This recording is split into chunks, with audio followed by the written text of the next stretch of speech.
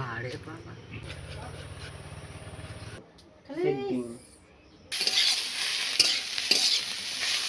এত বড় একটা সিলভার কাপ মাছ। রোহিত নিজে থেকে বলল ও আজকে মাছ কাটবে। ওর জীবনে প্রথমবার এত বড় মাছ কাটতে যাচ্ছে। দেখা যাক ও মাছটা শেষ অবধি কাটতে পারে কিনা। নমস্কার বন্ধুরা, কেমন আছো সবাই? আশা করছি সবাই খুব ভালো আছো। আজকে দিনটা প্রত্যেকের ভালো কাটুক এই কামনা করেই আজকে ব্লগটা তোমাদের সবাইকে নিয়ে শুরু করছি। সবাই সাথে থাকো। সকালবেলা উঠে রান্নাঘর মোছা হয়ে গিয়েছে, থালা বাসনও মেজে নিয়েছি, আর আমাদের ঘর দোরও মোছা হয়ে গিয়েছে, মোটামুটি সব কাজই হয়ে গিয়েছে। শুধু এই উনুনটা নাতা দেওয়াই বাকি ছিল, তাই উনুনটাকে নাতা দিয়ে দিচ্ছি। আর উনুনে প্রতিদিন গোবর আর কাদা দিয়ে নাতা দিলে বেশ সুন্দর লাগে দেখতে, তাই আমি প্রতিদিনই গোবর কাদা দিয়ে নাতা দেওয়ার চেষ্টা করি। আর আমাদের উনুনটা জানো তো, পাইপের উনুন, কিন্তু পাইপে কোথায় কি সমস্যা হয়েছে জানি না, পাইপ থেকে আর ধোঁয়াই বের হয় না। রোহিতের বাপি ওপরে উঠে অনেকবার পরিষ্কার করে দিয়েছে, কিন্তু তাও হচ্ছে না। উনুন থেকে ধোঁয়া বের হয়ে হয়ে দেখো আমাদের রান্নাঘরটা কেমন কালো হয়ে গিয়েছে। নামে পাইপের উনুন, পাইপ থেকে এক ফোঁটাও ধোঁয়া বের হয় না। প্রথম প্রথম যখন তৈরি করা হয় তারপরে অনেক বছরই, মোটামুটি 2-1 বছর এই পাইপ থেকেই ধোঁয়া বের হয়েছিল, কিন্তু তারপরে আর কি হয়েছে জানি না, ধোঁয়া বন্ধ হয়ে গিয়েছে বার হওয়া। আর উনুন থেকে ধোঁয়া বের হয়ে শুধু দেয়াল নয়, রান্নাঘরের মধ্যে যা কিছু আছে সব কিছুই কালো হয়ে যাচ্ছে। তো যাই হোক, চলো।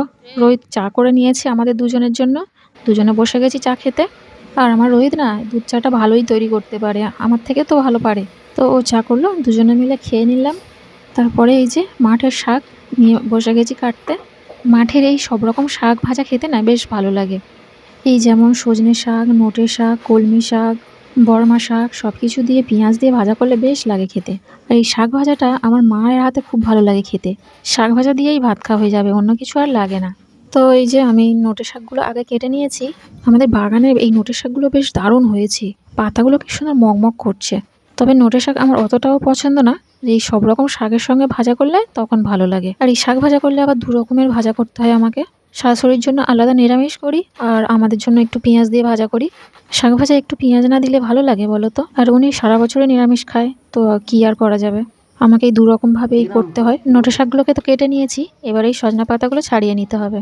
আর এই সজনা পাতাগুলো ছাড়াতেও যেন কি বিরক্ত লাগে। এদিকে আমার রোহিত এসে গেছে আমাকে হেল্প করার জন্য। আমার রোহিত আমার হাতে অনেক কাজ করে দেয়। এই সজনা পাতাগুলো কিভাবে ছাড়াতে হয় ও জানে না, তাই আমি ওকে দেখিয়ে দিলাম, ও একটু ছাড়িয়ে দিল।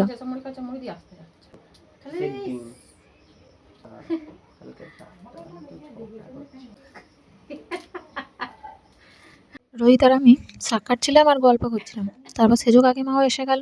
দুজন গল্প করতে করতে 3জন হলো, 3জন গল্প করতে করতে 4জন হয়ে গেল। আর গল্প করতে করতে বেশ অনেকগুলো সজনা পাতা আমার ছাড়ানো হয়ে গিয়েছে। এবার এগুলোকে কুচিয়ে নিই, তবে সব সজনে পাতা দেবো না। এই দেখো না কত সজনে পাতা, এত কি হবে। বাপু মল্লিকের নামে এসে অন্য ঠিকানা দিয়েছে, বলে মাঝি ঘাটায় না কি বলছে, আবার নাকি সেই পঞ্চায়েত থেকে ভালো করে এ করতে আসে। অপূর্ব আর ঘুরিতে তাকে নিয়ে অন্য অন্য লোকের তারা কিলো দেখি দিয়েছে, এই লোক পেয়েছে তাদের দোকানে। হ্যাঁ, আমাদের তো চুলে তোদের আমাদের সাথে ফটো তুলে নিয়ে গেলে নিচে সব লোককে দিয়েছি। শাক কাটছিলাম আর ওদিকে রোহিতের বাপি একটা বড় সিলভার কাপ মাছ নিয়ে এসেছে। মাছটা দেখে রোহিত বলল চলো আমি আজকে মাছটা কাটবো। তো মাছ নিয়ে চলে গেলাম ঘাটে। আজকে আমার রোহিতকে মাছ কাটা শেখাবো, চলো। এখানে বসবি, এখানে না, ওই নিচটাই বস। দেখি, হ্যাঁ দেখিও কি করে মাছটা কাটে। মাছের কটা পাক না?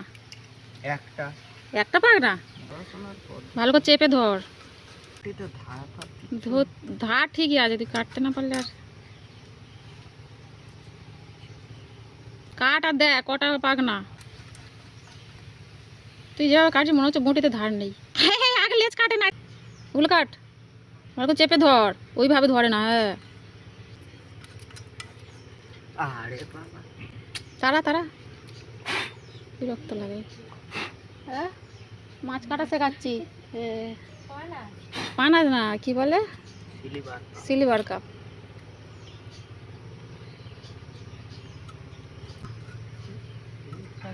দাঁড়া ছাই আনি।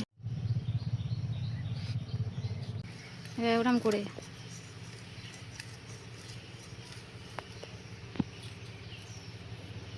সোজা করে ধরে এরকম কর।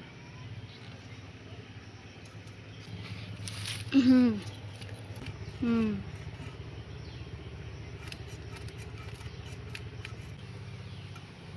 হয়। উফ বাবা লেগেছে রে।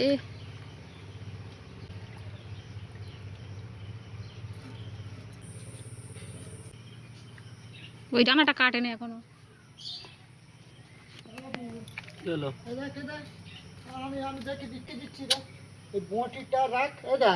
হয়ে গেছে আর বটি ফটি করতে হবে। আমি অত ধুতে পারবো না। ওটাই তো দাও। করে দে বাবু, দু টুকরো কর, পিসটা কর। ওখান থেকে না আরেকটু দিক দিয়ে ধর, এই কাছাকাছি। হ্যাঁ হ্যাঁ, ওরকম করে ধর ওপর দিয়ে। হ্যাঁ হয়েছে। এটা হলো না, এদিকে আরেকটু ওদিক দিয়ে কাটলে ঠিক হতো। মুড়োর কাছটা থেকে পিঠ থেকে গলে যাবে, ওইভাবে কাটিস নি, পাশ থেকে কাট। পাশ থেকে আগে কাট, তারপর ওটা বার হয়ে যায়। কাটা শেখাচ্ছি আমার ছেলেকে। বা ব্যাস নে, তার পরিষ্কার ঝরিষ্কার করো। ধর ধর,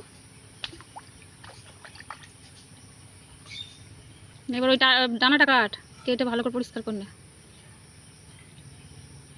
একটু হাতে ছাই নে, হয়ে গেছে নে। এবার ঘষ ভালো করে। হ্যাঁ হ্যাঁ,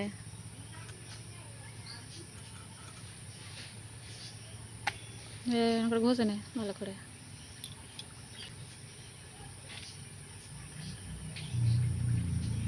যেগুলো হয় না বটিতে একটু করে নে। এখন একটু একটু আঁশ আছে রে, ওগুলো ভালো করে করবি। ছড়িয়ে আন দেখে দিস, কাছাকাছি ধরে কাটতে হয়।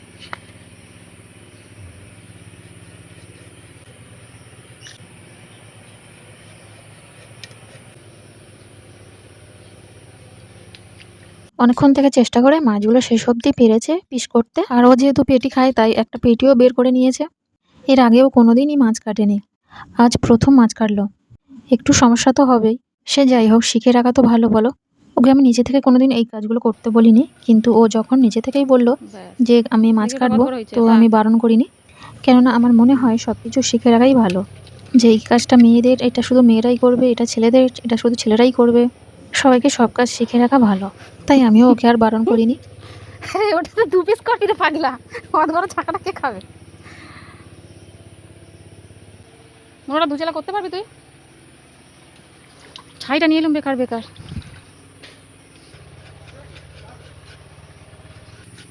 আমি ভেবেছিলাম মুড়োটাও চেলা করতে পারবে না, কিন্তু দেখো কি সুন্দর চেলা করে নিয়েছে। দেখো কি সুন্দরভাবে কি পরিষ্কার করে মাছটাকে কেটেছে। আর এখনো টাইম কলের জল পড়ছে, টাইম কলের জল দিয়ে একটু মাছটাকে ধুয়ে নিলাম। চলো বাড়ি গিয়ে রান্না করি, অনেকটাই বেলা হয়ে গিয়েছে আজকে। আর এদিকে দেখো কত শাক কেটেছিলাম, এইটুকু হয়ে গিয়েছে। চলো তাহলে ভিডিওটা আজকের মতো এখানেই শেষ করছি, দেখা হচ্ছে পরের ভিডিওতে। ততক্ষণ সবাই ভালো থেকো, সুস্থ থেকো। আর ভিডিওটা ভালো লাগলে একটা লাইক করে দিও, আর চ্যানেলটাকে সাবস্ক্রাইব করে দিও।